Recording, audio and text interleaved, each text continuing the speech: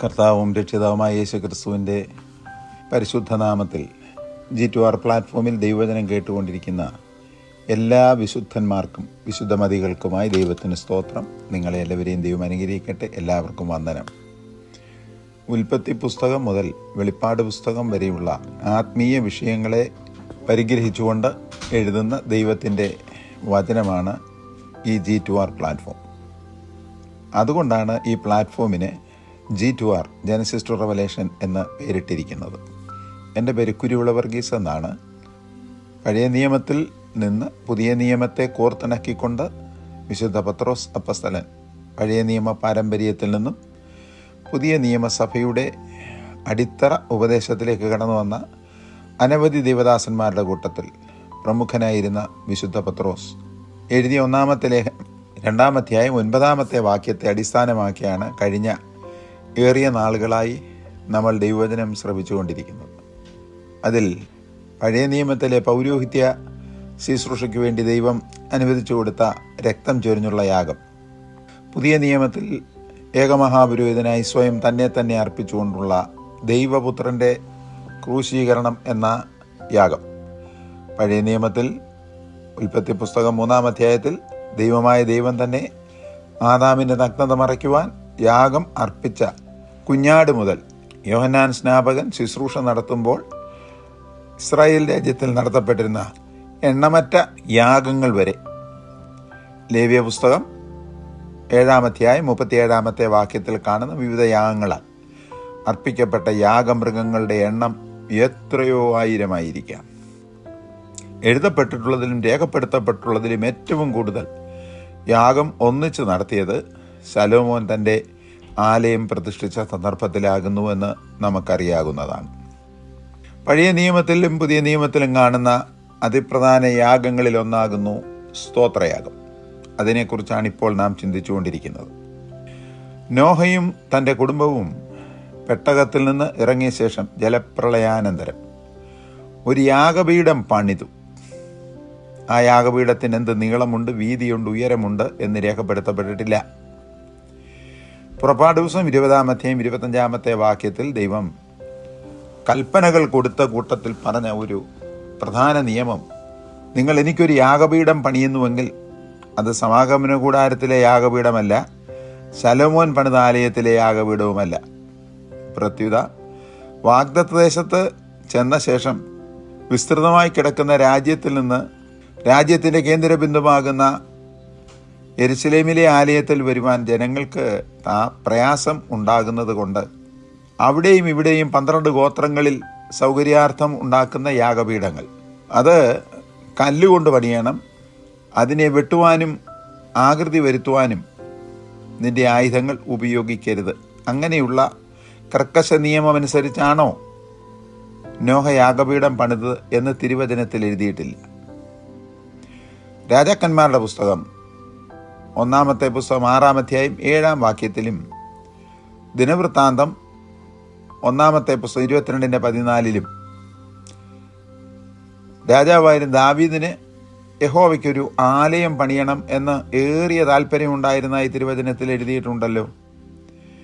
അവനത് പണിയണം എന്നുള്ള തൻ്റെ നിർവ്യാജമായ ആഗ്രഹം ഒരു ദിവസം നാഥാൻ പ്രവാചകനുമായി പങ്കിട്ടു. ദാവീദും ദൈവവുമായുള്ള ആത്മീയ ബന്ധം എന്താകുന്നുവെന്ന് അടുത്തറിയാവുന്ന നാഥാൻ അതിന് അനുവാദവും കൊടുത്ത് തൻ്റെ ഭവനത്തിലേക്ക് പോയി, അല്ലെങ്കിൽ തൻ്റെ വാസസ്ഥലത്തേക്ക് പോയി. ആ രാത്രിയിൽ ദൈവം നാഥാൻ പ്രവാചകൻ്റെ അടുക്കൽ വന്നിട്ട്, ദാവീദിൻ്റെ കരം രക്തം ചിന്തിയിട്ടുള്ള കരമാണ്, ആ കരം കൊണ്ട് എനിക്കൊരു ആലയം ഉണ്ടാക്കണ്ട എന്ന് കർക്കശമായി പറഞ്ഞു. ആലയപ്പണി ഉപേക്ഷിച്ചു. എങ്കിലും ആലയത്തിന് ആവശ്യമായ സകല സാമഗ്രികളും ഒന്നുപോലും ഒഴിയാതെ അവൻ ശേഖരിച്ചു വെച്ചു.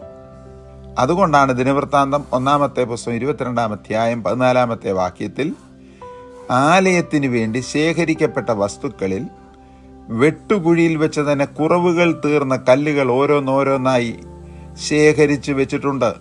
അതുകൊണ്ട് നിങ്ങൾ പണിതുകൊള്ളണം എന്ന് മകനാകുന്ന ശലോമോനോട് ദാവീദ് കൽപ്പിച്ചത്. അതുകൊണ്ട് രാജാക്കന്മാരുടെ 1-ാമത്തെ പുസ്തകത്തിൽ 6-ാം അധ്യായം 7-ാമത്തെ വാക്യത്തിൽ പണി നടക്കുന്നതിൻ്റെ ദൃക്സാക്ഷി വിവരണം എഴുതിയപ്പോൾ എഴുത്തുകാരെഴുതി, അതുകൊണ്ട് പണിയുന്ന സ്ഥലത്ത് ആയുധത്തിൻ്റെ ശബ്ദമൊന്നും ഉണ്ടായിരുന്നില്ല. പുറപ്പാട് ദിവസം 20-25 എത്രയോ വാസ്തവമായി വ്യക്തമായി വള്ളിപുള്ളി വ്യത്യാസമില്ലാതെ നിറവേറി. നിങ്ങളുടെ പ്രമാണമായിരിക്കുന്ന ദൈവത്തിൻ്റെ ന്യായപ്രമാണത്തിൽ എഴുതിയിരിക്കുന്ന വിധികളെക്കുറിച്ച് എഴുതിയിരിക്കുന്നത് കേൾക്കുക. നോഹയുടെ യാഗം കഴിഞ്ഞ ശേഷം ദൈവം നോഹയോട് പറയുകയാണ്, നിങ്ങളുടെ പ്രാണനായിരിക്കുന്ന നിങ്ങളുടെ രക്തത്തിന് ഞാൻ പകരം ചോദിക്കും, കാരണം രക്തത്തോടുകൂടെ ഒന്നും തിന്നരുത്. ഉൽപ്പത്തി പുസ്തകം 8:20, 9:5. തീർന്നില്ല, വിഷയം തുടരുന്നു. രക്തത്തെ സംബന്ധിച്ചുള്ള ദൈവിക പ്രമാണം സംബന്ധിച്ച് ലേവ്യ പുസ്തകത്തിൽ പറയുന്നത് പ്രകാരമാണ്, ഇസ്രയേൽ ഗൃഹത്തിലോ നിങ്ങളുടെ ഇടയിൽ പാർക്കുന്ന പരദേശികളോ ആരെങ്കിലും വല്ല രക്തവും ഭക്ഷിച്ചാൽ, രക്തം ഭക്ഷിച്ചവൻ്റെ നേരെ ഞാൻ ദൃഷ്ടി വെച്ച്, അത് രഹസ്യമായോ പരസ്യമായോ പ്രൈവറ്റായിട്ടോ പബ്ലിക്കായിട്ടോ രക്തം ഭക്ഷിച്ചാൽ, സകല ഭൂമിയിലും ഊടാടി സഞ്ചരിക്കുന്ന യഹോവ പറയുകയാണ്, ഞാൻ എൻ്റെ ദൃഷ്ടി അവൻ്റെ മേൽ വെച്ച് അവനെ അവൻ്റെ ജനത്തിൻ്റെ ഇടയിൽ നിന്ന് ഛേദിച്ചു കളയും. മാംസത്തിൻ്റെ ജീവൻ രക്തത്തിലല്ലോ ഇരിക്കുന്നത്. ലേവ്യ പുസ്തകം 17-ാം 11-ാമത്തെ വാക്യത്തിലും 14-ാമത്തെ വാക്യത്തിലും അതേ വിഷയം ഉദ്ധരിച്ചെഴുതിയപ്പോൾ എബ്രായർക്ക് എഴുതിയ ലേഖനം 9:28 വിശുദ്ധ പൗലോസും എഴുതി, ചുരുക്കത്തിൽ മൃഗങ്ങളുടെ രക്തമായിരുന്നു അവയുടെ ജീവൻ എങ്കിൽ മനുഷ്യൻ ചെയ്യുന്ന ഏത് കൽപ്പനാലംഘനത്തിനും പ്രായശ്ചിത്തമായി ദൈവമുൻപിൽ അർപ്പിക്കപ്പെടുന്നത് നിഷ്കളങ്കമായ മൃഗങ്ങളുടെ രക്തം ആയിരുന്നു. അടുത്തതായി അവശേഷിക്കുന്ന ഒരു ചോദ്യം, എന്തിനായിരുന്നു മൃഗങ്ങളെ കൊണ്ടുള്ള യാഗം എന്നുള്ളതാകുന്നു. അതിനുത്തരമായി പഴയ നിയമത്തിൽ ദർശിക്കുന്ന, വിശ്വസിക്കുന്ന, ആചരിക്കുന്ന ഒരുത്തനും വിശുദ്ധ പൗലോസ് എഴുതിയിരിക്കുന്ന ദൈവവചനം വായിച്ചാൽ അതിനോട് എതിർത്ത് പറയും എന്ന് തോന്നുന്നില്ല. അതായത് പാപത്തിൻ്റെ ശമ്പളം, പ്രായശ്ചിത്തം, അതിന് ലഭിക്കേണ്ട ശമ്പളം മരണമത്രേ. അഥവാ ഏത് പാപം ആയാലും, അവൻ ചെയ്ത പാപമായാലും ആർ ചെയ്ത പാപമായാലും അതിന് ലഭിക്കേണ്ട കൂലി, അർത്ഥാൽ ശിക്ഷ അല്ലെങ്കിൽ പ്രതിഫലം മരണം എന്നുള്ളതത്രേ. ഇത് സാർവത്രിക പ്രമാണമാണ്. റോമർക്ക് എഴുതിയ ലേഖനം 6:23. അടുത്ത ഉത്തരം സമാഗമന കൂടാരത്തെയും ലേവ്യ പൗരോഹിത്യത്തെയും സംബന്ധിച്ചുള്ളതത്രേ.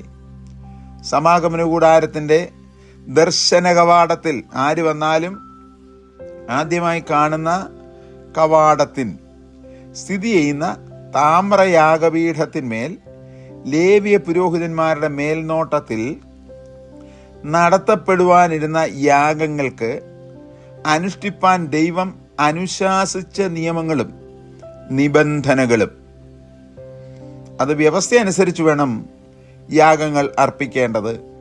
ലേവ്യ പുസ്തകം 1-ാം 3 മുതൽ 7-ാം 38 വരെയുള്ള വാക്യങ്ങളിലാണ് അതിനുള്ള നിയമങ്ങളും നടപടിക്രമങ്ങളും അനുശാസിച്ചിരിക്കുന്നത്. അതായത് പാപം, അതിക്രമം, കൽപ്പനാലംഘനം ആദിയായ പ്രവൃത്തികൾ അറിഞ്ഞും അറിയാതെയും അബദ്ധവശാലും ചെയ്തതിനാൽ ചെയ്യുന്നവൻ്റെ മേൽ വരേണ്ട ദൈവിക ശിക്ഷകൾക്ക് പ്രായശ്ചിത്തമായി നിഷ്കളങ്കവും നിർദോഷവും ആയ ഒരു യാഗവസ്തു, അതായത് അതൊരു കാളയാകാം, അത് ഒരു പശുവാകാം, അതൊരു കോലാടോ ചെമ്മരിയാടോ പെൺകുഞ്ഞാടോ ആൺകുഞ്ഞാടോ പ്രാവ്, കുറുപ്രാവ്, പ്രാവിൻ കുഞ്ഞ് എന്നിവയാകാം, പാപയാഗമായി അർപ്പിക്കപ്പെടുന്നു. തൽഫലമായ യാഗാർപ്പകന് ദൈവകൃപ ലഭിക്കുകയും അവൻ ചെയ്ത അപരാധം ക്ഷമിക്കുകയും ചെയ്യുന്നു. ആ ചെയ്ത പാപത്തിൻ്റെ പ്രായശ്ചിത്തത്തിനായി അല്പം പണമോ അല്ലെങ്കിൽ വീട്ടിൽ വളർത്തപ്പെട്ട ഒരു മൃഗമോ ആകാശത്തിൽ പറക്കുന്ന ഒരു പ്രാവിൻ കുഞ്ഞിനെയോ പിടിച്ചുകൊണ്ട് കൊടുത്ത് യാഗമർപ്പിച്ചാൽ മതി. ഇതിൽ കൂടി യാഗാർപ്പകനെ മനസ്സിലാക്കി കൊടുക്കുന്നത് അവൻ ചെയ്ത ദോഷപ്രവർത്തികളിൽ നിന്നും അവന് വിടുതൽ ലഭിക്കുന്നത് അവൻ്റെ പാപപ്രവൃത്തിയുമായി യാതൊരു ബന്ധവുമില്ലാത്ത ഒരു നിഷ്കളങ്ക മൃഗം പ്രായശ്ചിത്തമായി തീർന്നു എന്നുള്ളത് തന്നെ. ചുരുക്കത്തിൽ ഏകദേശം 40 ലക്ഷം ജനങ്ങൾ ഒന്നിച്ചു പാർത്തിരുന്ന പാളയത്തിൽ അവർ ചെയ്തു വന്ന പാപങ്ങളുടെ പരിഹാര സ്ഥലം പാളയത്തിൻ്റെ ഒത്ത നടുവിൽ സ്ഥാപിതമായിരുന്ന സമാഗമന കൂടാരവും അതിനു ചുറ്റും കൂടാരങ്ങളിൽ പാർത്തിരുന്ന ലേവ്യ പുരോഹിതന്മാരും അവർ നേതൃത്വം നൽകി നടത്തപ്പെട്ടിരുന്ന നിർവ്യാജവും നിഷ്കളങ്കവുമായ മൃഗങ്ങളുടെ യാഗരക്തവും ആയിരുന്നു എന്ന് മറന്നു പോകരുത്. വാത്സല്യ കേൾവിക്കാരും ശുശ്രൂഷന്മാരും അറിയേണ്ട ഒരു കാര്യം, 40 ലക്ഷം വിശുദ്ധന്മാർ തിങ്ങിപ്പാർത്തിരുന്ന പാളയത്തിൻ്റെ ഒത്ത നടുവിൽ, എക്സാക്റ്റ്ലി നടുവിൽ, യാഗപീഠത്തിൻ്റെ മേൽ അർപ്പിക്കപ്പെടുന്ന യാഗവസ്തുക്കളുടെ രക്തം ചിന്തിയായിരുന്നു ജനത്തിൻ്റെ പാപം ക്ഷമിച്ചു കൊടുത്തിരുന്നത്, പ്രായശ്ചിത്തം ചെയ്തിരുന്നത് എങ്കിൽ സർവ്വലോകത്തിൻ്റെയും ഒത്ത കേന്ദ്രബിന്ദുവാകുന്ന യെരുശലേമിൽ ആ പട്ടണത്തിൻ്റെ സമീപത്ത് സ്ഥിതി ചെയ്യുന്ന ഗോൽഗോഥ മലയുടെ മുകളിൽ, ഗോൽഗോഥ എന്ന പദത്തിൻ്റെ അർത്ഥം തലയോടെന്നാണ്. ദൂരെ നിന്ന് നോക്കിയാൽ തലയോടിന് ദൃശ്യമായി കാണുന്ന ഈ മലയുടെ മുകളിൽ ദൈവപുത്രനായ ക്രിസ്തുവിൻ്റെ യാഗപീഠമാകുന്ന ക്രൂശിലുള്ള മരണത്തിൽ കൂടെ ദൈവം വെളിപ്പെടുത്തുന്നതും ഇത് തന്നെയാകുന്നു. അതുകൊണ്ടാണ് പ്രവാചകൻ പറഞ്ഞത്, സകല ഭൂവാസികളുമായുള്ളവരെ എങ്കലേക്ക് നോക്കി രക്ഷപ്പെടുവിൻ.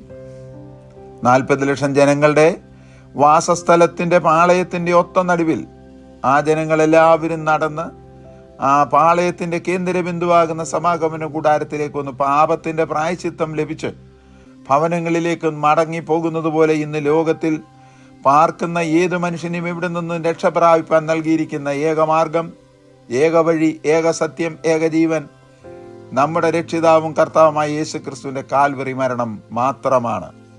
അതുകൊണ്ടാണ് ധൈര്യസമേതം 72 സന്നിധിരീം അംഗങ്ങളും മഹാപുരോഹിതൻ അധ്യക്ഷനുമായ സഭയുടെ നടുവിൽ നിന്ന് 2 പേർ മാത്രം, വിദ്യാവിഹീനരാണ്, പാരമ്പര്യമില്ല, ലേവി ഗോത്രക്കാരുമല്ല, പൗരോഹിത്യവുമായി ബന്ധവുമില്ല. നമ്മുടെ ആദ്യ കുറിവാക്യമായ പത്രോസിൻ്റെ 1 ലേഖനം 2:9 എഴുതിയ വാക്യത്തിൻ്റെ എഴുത്തുകാരൻ വിളിച്ചു പറയുകയാണ്, നാം രക്ഷിക്കപ്പെടുവാൻ ആകാശത്തിൻ്റെ കീഴെ ഭൂമിക്ക് മീതെ മനുഷ്യരുടെ ഇടയിൽ നൽകപ്പെട്ട ഒരു നാമവും ഇല്ല. അടുത്തതായി നാം ചിന്തിക്കുന്ന പ്രായശ്ചിത്തം അഥവാ അറ്റോൺമെന്റ് എന്ന വാക്കിൻ്റെ അർത്ഥം ആണ്. എന്താണ് ഈ പ്രായശ്ചിത്തം എന്നൊക്കെ പറഞ്ഞാൽ അതിൻ്റെ അർത്ഥം? പലതവണ പല സന്ദർഭങ്ങളിൽ നാം കേട്ടിട്ടുണ്ട് ആ വാക്ക്. പ്രായശ്ചിത്തം എന്ന പദത്തിന് വിവിധ അർത്ഥങ്ങൾ ഉണ്ടെങ്കിലും പ്രധാനമായി ദൈവവചനാടിസ്ഥാനത്തിൽ പഠിക്കേണ്ടത് 1 പാപപരിഹാരം, 2 പാപത്തിൻ്റെ പ്രതിശാന്തി എന്നിവയത്രേ. എബ്രായ ഭാഷയിൽ ഈ പദത്തിന് കാപ്പർ, KAPAR എന്ന വാക്കാകുന്നു ഉപയോഗിച്ചിരിക്കുന്നത്. കാപ്പർ എന്ന പദത്തിന് മറയ്ക്കുക, മൂടുക, പുതയ്ക്കുക, പൊതിയുക. ഇംഗ്ലീഷിൽ to cover, hide and wrap up എന്നത്രേ.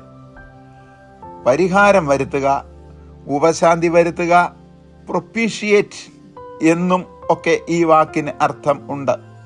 അതോടൊപ്പം ഈ പദത്തിന് ശമിപ്പിക്കുക, സമാധാനപ്പെടുത്തുക, പ്രതിശാന്തി വരുത്തുക, സ്വാന്തനപ്പെടുത്തുക, പാസിഫൈ എന്നും അർത്ഥമുണ്ട്. ഇതിൽ ഉള്ളിൽ ഉള്ള അർത്ഥം പുറത്ത് അശേഷം കാണിക്കാതെ വിധം കീൽ തേച്ച് അകത്തും പുറത്തും മറയ്ക്കുക എന്ന് ഉൽപ്പത്തി പുസ്തകത്തിൽ കാണുന്നുണ്ട്. ഉൽപ്പത്തി പുസ്തകം 6:14. എന്താണ് അവിടെ കാണുന്നത്? നീ ഉണ്ടാക്കുന്ന പെട്ടകം ഗോഫർ മരം കൊണ്ടുണ്ടാക്കി കീൽ അകത്തും പുറത്തും തേക്കണം. ഗോഫർ മരം പുറത്തു നിന്നോ അകത്തു നിന്നോ നോക്കിയാൽ കാണരുത്. പ്രതിശാന്തി വരുത്തുക, പ്രായശ്ചിത്തം വരുത്തുക എന്ന പദത്തിൻ്റെ അർത്ഥമാണ് ഈ പറഞ്ഞത് കാപ്പർ. അപ്പുറം എഴുതപ്പെട്ടിരിക്കുന്ന വാക്ക് കാപ്പർ എന്ന് തന്നെയാണ്.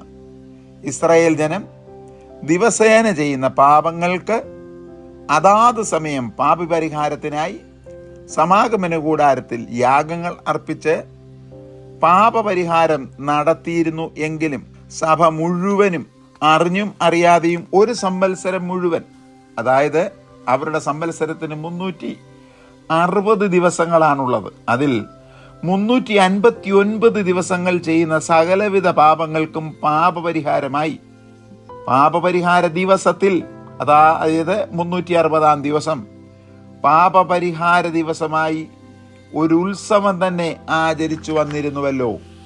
ലേവ്യ പുസ്തകം 16-ാമത്തെ അധ്യായം 1 മുതൽ 28 വരെയുള്ള വാക്യങ്ങൾ ആണ് പാപപരിഹാര പെരുന്നാളിൻ്റെ വിധിമുറകളും അതിൽ നടത്തേണ്ടതായ സകല കാര്യങ്ങളെ പറ്റിയും സംക്ഷിപ്തമായി എഴുതിയിരിക്കുന്ന ദൈവവചനം. യെശയ്യാ പ്രവചനം 6-ാം അധ്യായം 7 ആ ദർശനത്തിൽ പരിശുദ്ധനായ ദൈവത്തെയും സ്വർഗാതിസ്വർഗത്തെയും ആരാധനയെയും കണ്ട പ്രവാചകന്റെ ജീവിതത്തിൽ ഉണ്ടായിരുന്ന പാപം, താൻ ചെയ്ത അറിഞ്ഞും അറിയാതെ ചെയ്ത പാപം, അകൃത്യം എന്നിവയ്ക്ക് പരിഹാരം, അറ്റോൺമെന്റ് വരുത്തുക അഥവാ കാപ്പർ ചെയ്യുക, അതിനുവേണ്ടി സ്വർഗത്തിലെ യാഗപീഠത്തിൽ കത്തിജ്വലിച്ചു കൊണ്ടിരുന്ന തീക്കനലിൽ 1 സറാഫുകളിൽ ഒരുവൻ കൊടിൽ കൊണ്ട് എടുത്ത് യെശയ്യാ പ്രവാചകന്റെ ആധരങ്ങളെ തൊട്ട മാത്രയിലാകുന്നു അവന്റെ പാപപരിഹാരം ഉണ്ടായത്. തന്നെയുമല്ല, പാപപരിഹാര പ്രായശ്ചിത്ത യാഗങ്ങളിൽ യാഗാർപ്പകന്മാരുടെ പാപങ്ങളെ ക്ഷമിച്ചു കൊടുക്കുന്ന കൃപാലുവായ മഹോന്നത ദൈവത്തിൻ്റെ കൃപാസനം അഥവാ സിംഹാസനം സ്ഥിതി ചെയ്യുന്ന അതിപരിശുദ്ധ സ്ഥലത്തിന് എബ്രായ ഭാഷയിൽ കാപ്പോറേറ്റ്, KAPORET, കാപ്പോറേറ്റ് എന്ന പദമാകുന്നു ഉപയോഗിച്ചിരിക്കുന്നത്. ദിനവൃത്താന്തം 1-ാം പുസ്തകം 28-ാം അധ്യായം 11-ാമത്തെ വാക്യം. ഈ പദത്തിന്, കാപ്പോറേറ്റ് എന്ന പദത്തിന് കൃപാസന ഗൃഹം, കൃപാസനം സ്ഥിതി ചെയ്യുന്ന ഭവനം, സ്വർഗസിംഹാസനത്തിൻ്റെ ഇരിപ്പിടം, ദൈവത്തിൻ്റെ എന്നൊക്കെയാണ് അർത്ഥം. അതുകൊണ്ട് നാം ഇപ്പോൾ ചിന്തിച്ചുകൊണ്ടിരിക്കുന്ന വിഷയം പഴയ നിയമ ആത്മീയ യാഗങ്ങൾ. വിഷയം അവസാനിക്കുന്നില്ല, തുടരുന്നു. കർത്താവേ, തിരുവചനം കേട്ടുകൊണ്ടിരിക്കുന്ന എല്ലാ ദൈവമക്കളെയും സമൃദ്ധിയായി അനുഗ്രഹിക്കുകയും ആത്മീയ സംശയങ്ങൾക്ക് നിവാരണം വരുത്തി നാം എന്താകുന്നുവെന്നും ഞങ്ങൾ എന്താകുന്നു ചെയ്യുന്നതെന്നും ഗ്രഹിപ്പാനുള്ള ദീർഘ വീക്ഷണവും വെളിപ്പാടും കൊടുത്തു വഴി നടത്തണം. കേൾവിക്കാരെയും കുടുംബങ്ങളെയും ശുശ്രൂഷകളെയും അനുഗ്രഹിച്ച് ക്രിസ്തുവിന്റെ ധന്യനാമത്തിൽ അപേക്ഷിക്കുന്നു, കേൾക്കുമാറാകണമേ.